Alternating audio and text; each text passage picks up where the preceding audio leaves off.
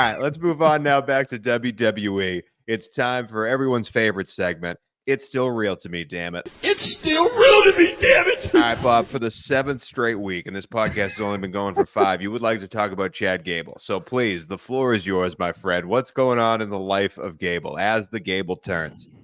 Yeah, it's Chad Gable's world, and we're all just living in it right now. And I'm just very saddened and dismayed, and just very disappointed in what has happened with the Chad Gable storyline. Just a quick refresher, if you haven't been listening for the past 3 weeks, I've been ranting and raving about this. Chad Gable had an epic match with Gunther last year for the Intercontinental Championship. He lost. Chad Gable's daughter was in the front row. She broke down in tears. It was one of those magical TV moments. You cut to the daughter crying, cut back to Gable. It's like, oh my God, if Chad Gable ever gets another shot at Gunther, he's the guy to finally dethrone the ring general, because you got to have someone beat Gunther eventually. He's already set the record for longest reigning Intercontinental Champion. He's ready to move on to the WWE Championship or the World Heavyweight Championship title picture. He's ready for the next step.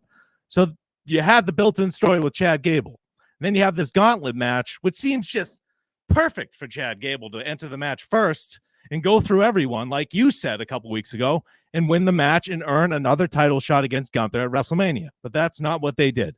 Sami Zayn was the one who went through the entire gauntlet, beat Chad Gable to earn the title match, and it just fell flat. He's done nothing since returning as the final entrant of the Men's Royal Rumble, and then all of a sudden he just is in the gauntlet match and wins it when Chad Gable had the better story. Now we get to this week's Raw. Now we get to why I'm kind of pissed at this point and getting a little heated just talking about what Chad Gable.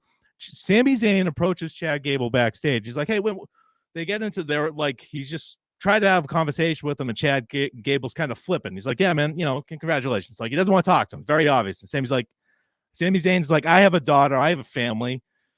People want to see me do great things too. People get disappointed in my losses too. Don't act like you're the only one who's disappointed.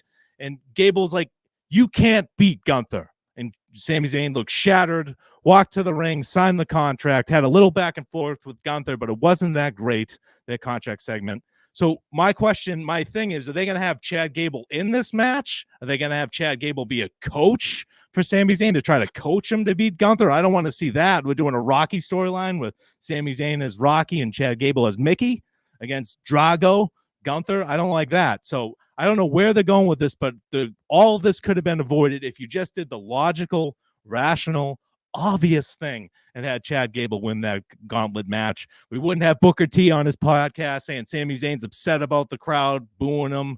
He doesn't understand the negative reaction. I don't understand how anybody doesn't understand the negative reaction. Everybody just wanted Chad Gable to win. The man's never had a moment. He's got shitty gimmick after shitty gimmick, crappy tag team after crappy tag team.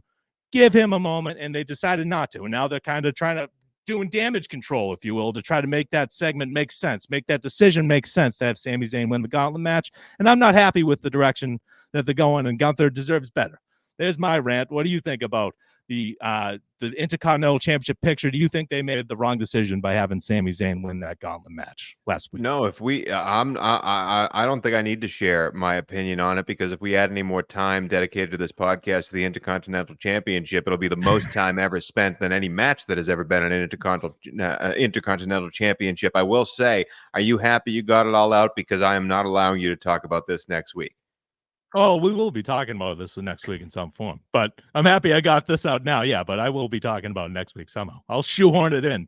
Don't you worry.